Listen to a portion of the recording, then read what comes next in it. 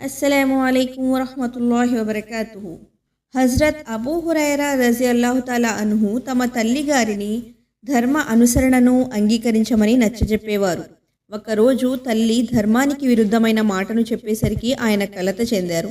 ఏడుస్తూ దైవ ప్రవక్త సల్లల్లాహు అలైహి వసల్లం సమక్షానికి వచ్చి, హుజూర్, నా తల్లికి హితోపదేశం చేయవలసిందిగా అల్లాహ్ను ప్రార్థించండి అని విన్నవించుకున్నారు. ఆయన సల్లల్లాహు అలైహి వసల్లం దుఆ చేశారు. ఓ ప్రభూ, అబూ హురైరా తల్లికి సన్మార్గం చూపు. అబూ హురైరా రజియల్లాహు తాలా అన్హు సంతోషంతో ఇంటికి తిరిగి వచ్చారు.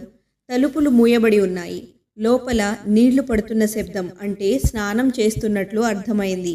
ఈయన గారి రాకను గ్రహించిన వీరి తల్లి లోపల నుండి కేక వేసి చెప్పారు, అక్కడే ఉండు అని. స్నానం పూర్తి అయ్యాక తలుపు గడియ తీసి ఆమె పలికారు, అష్హదు అల్లా ఇలాహ ఇల్లల్లాహు వ అష్హదు అన్న ముహమ్మదర్ రసూలుల్లాహ్. ఇది కళ్ళారా చూసిన అబూ హురైరా సంతోషం పట్టలేక ఆనంద భాష్పాలతో అక్కడి నుంచి బయలుదేరి దైవ ప్రవక్తను కలుసుకుని జరిగిందంతా వివరించారు. ఆయన సల్లల్లాహు అలైహి వసల్లం అల్లాహకు కృతజ్ఞతలు అర్పించారు. అబూ హురైరా రజియల్లాహు తాలా అన్హు దైవ ప్రవక్త సల్లల్లాహు అలైహి వసల్లంను, దైవ ప్రవక్త, మా తల్లి కొడుకులకు ముస్లింల పట్ల ప్రేమాభిమానాలు కలగాలని దుఆ చేయండి అని కోరారు. ఆయన సల్లల్లాహు అలైహి వసల్లం దుఆ చేశారు.